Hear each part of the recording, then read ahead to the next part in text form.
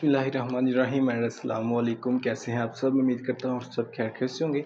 Today our lecture is about cofactors and coenzyme, lecture number 2, chapter number 5, FSc part 1। Okay, so cofactor और को enzyme जो होते हैं ये बहुत इंपॉर्टेंट है एंजाइम के जो है ना काम करने के लिए। अब को फैक्टर जो होता है ये एक जर्नल टर्म है, ठीक है। एक जर्नल टर्म यूज़ की जाती है, इसकी सब टाइप्स हैं वो डिस्कस करेंगे आज। पहले को फैक्टर होता क्या है और ये क्यों ज़रूरी है एंजाइम के लिए, ठीक है। सो को फैक्टर जो होता है ना ये एडिशनल पार्ट होता है। वैसे कि एंजाइम कंप्लीट है, ठीक है ना। हमें पता है जो एंजाइम जो कंप्लीट है वो किससे मिलके बना हुआ है?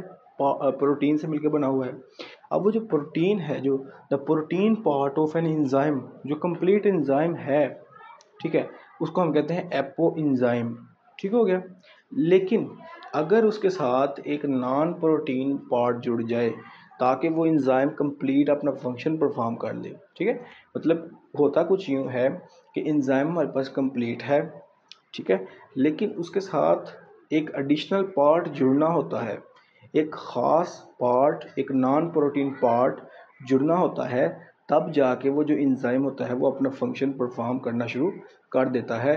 तो वो जो नॉन प्रोटीन पार्ट होता है, एडिशनल पार्ट होता है, उसको हम कहते हैं ये क्या है? को फैक्टर। तो the additional non protein component, ठीक है, तो ये क्या कर देता है? एंजाइम को फंक्शनल बना देता है। और ये जो अटैचमेंट है को फैक्टर की, मतलब ये को फैक्टर जो है, जो को फैक्टर है जो एंजाइम के साथ अटैच हुआ है, ये क्या कर सकता है? में change the shape of an enzyme. मिसाल के तौर पर हमारे पास एक एंजाइम है इस तरह से, ठीक है, ये हमारे पास एक एंजाइम है इस तरह से, ठीक है। अब एक को फैक्टर जो है वो उसकी शक्ल जो है ना वो इस तरह से है। अब ये जो को फैक्टर है ना, जब ये इधर आके एक्टिव साइट के साथ जुड़ेगा, ये मक्खियों के साथ में इंशाल्लाह कुछ करूँगा अभी, ठीक है। तो ये को फैक्टर जो है ये एक्टिव साइट के साथ जब आके जुड़ता है तो हो सकता है कि अब जो एंजाइम की शेप हुई है वो इस तरह से हो जाए,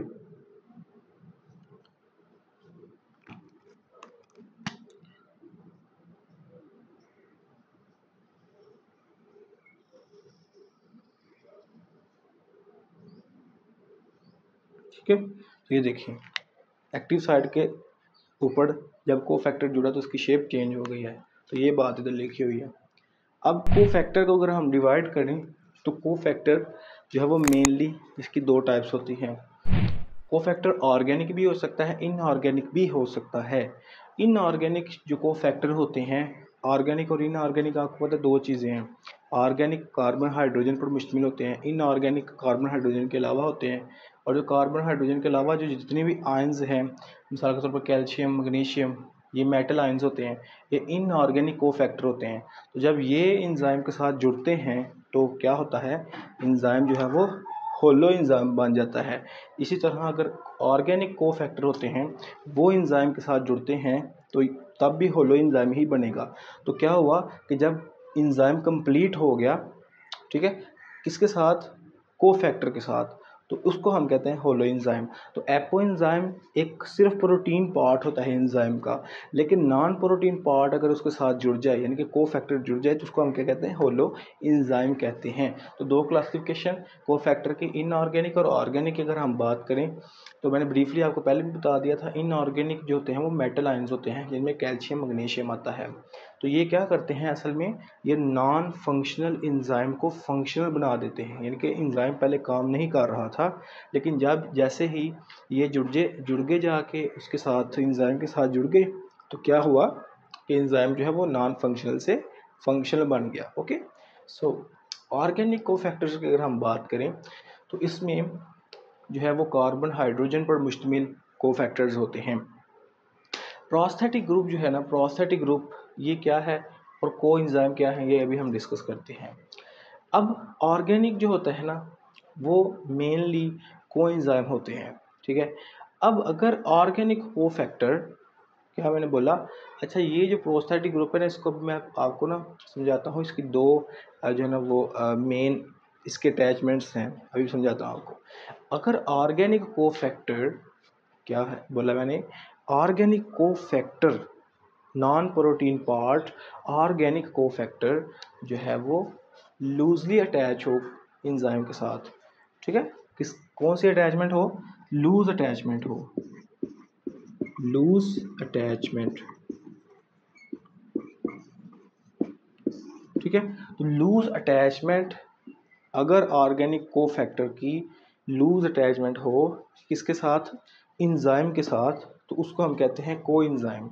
और अगर ऑर्गेनिक, ऑर्गेनिक या इनऑर्गेनिक, ऑर्गेनिक कह लो या इनऑर्गेनिक दोनों, अगर ऑर्गेनिक और इनऑर्गेनिक दोनों में से कोई इंजाइम के साथ, ऑर्गेनिक कोफैक्टर या इनऑर्गेनिक कोफैक्टर इंजाइम के साथ कोवलेंट बॉन्ड बनाए, यानी कि कोवलेंटली जुड़े, तो उसको हम कहते हैं प्रोस्थेटिक ग्रुप, ठीक है। तो प्रोस्थेटिक ग्रुप के मैंने आपको कहा ना दो लिंक्स हैं, ये ऑर्गेनिक भी हो सकता है, इनऑर्गेनिक भी हो सकता है, लेकिन जो कोएंजाइम होता है ना, कोएंजाइम, ये हमेशा ऑर्गेनिक ही होगा, ठीक है। तो प्रोस्थेटिक ग्रुप में जो एग्जांपल आपकी बुक में डिस्कस की गई है हेमाटिन, ठीक है, इसके अंदर जो कोफैक्टर होता है वो होता है आयरन, ठीक है। तो ये अब जो कोएंजाइम होते हैं वो नायासिन, राइबोफ्लेवन, ठीक है, नायासिन और राइबोफ्लेवन, ये दोनों के दोनों क्या हैं, विटामिन्स होते हैं। तो जो विटामिन्स होते हैं ये क्या होते हैं, कोएंजाइम्स होते हैं। तो मैं थोड़ा सा आपको दोबारा इसको रिपीट करूं, तो मैंने आपको बताया कोफैक्टर, ठीक है, उसकी दो टाइप्स हैं, इनऑर्गेनिक, ऑर्गेनिक। अगर तो इनऑर्गेनिक है तो वो मेटल आयंस होंगे, वो ये वाले हैं, ठीक है। और अगर वो ऑर्गेनिक है तो ऑर्गेनिक जो है वो, ऑर्गेनिक में मैंने आपको बताया ज़्यादातर कौन से होते हैं, विटामिन्स होते हैं, कौन कौन से, नायासिन, राइबोफ्लेविन। अगर अब अटैचमेंट की हम बात कर रहे हैं, किसकी बात कर रहे हैं, अटैचमेंट की। अगर तो ऑर्गेनिक कोफैक्टर एंजाइम के साथ लूजली अटैच है, ठीक है, क्या अटैच है, लूजली अटैच है, तो उसको हम कहेंगे कोएंजाइम।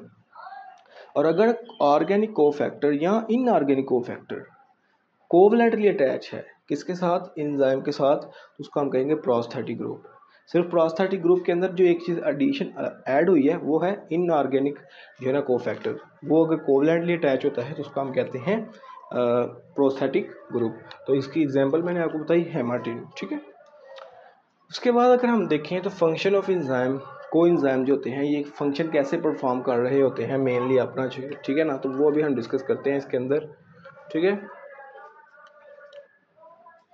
होता कुछ यूँ है कि कोएंजाइम है ना, ये असल में करते क्या हैं, transport electron from one enzyme to another enzyme.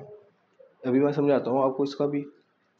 बहुत से इसके अंदर विटामिन आते हैं, जो इम्पोर्टेंट कोएंजाइम है ना, इधर ना था को, वो है NAD+।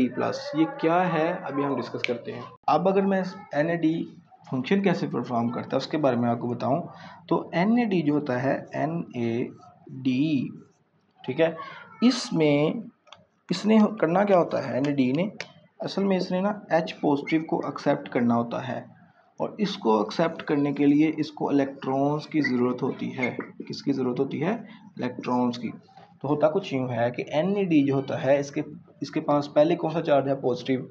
तो पहले तो ये एक इलेक्ट्रॉन लेता है, ठीक है। तो एक इलेक्ट्रॉन जब ये लेता है ना, तो एक इलेक्ट्रॉन लेने से इसका जो पॉजिटिव चार्ज है ये ख़त्म हो जाता है, तो NAD बन जाता है, पॉजिटिव चार्ज ख़त्म हो गया।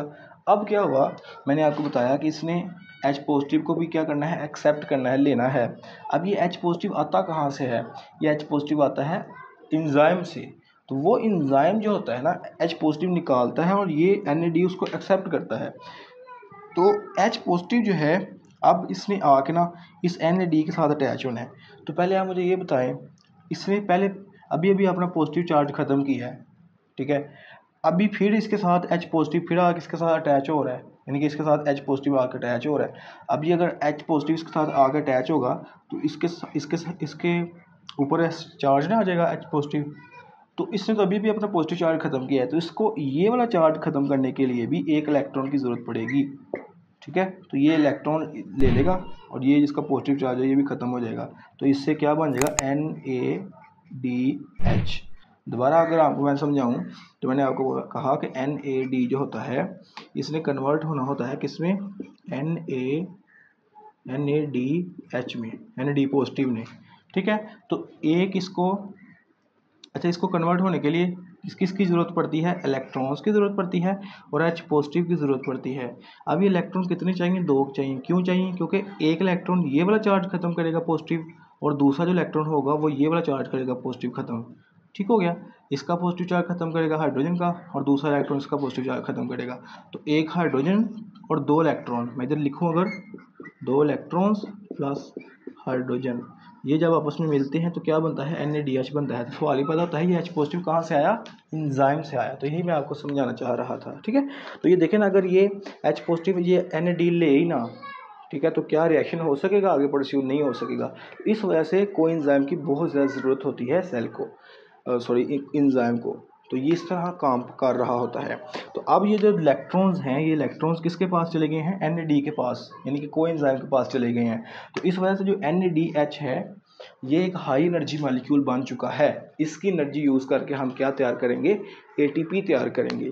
तो ये है एंजाइम और कोएंजाइम के काम करने का तरीकाकार। अगर आपका कोई क्वेश्चन हो, अगर आपको कोई टॉपिक समझ ना आया हो, कोई पॉइंट समझ ना आया हो, मेरे से कमेंट सेक्शन के अंदर आप पूछ सकते हैं।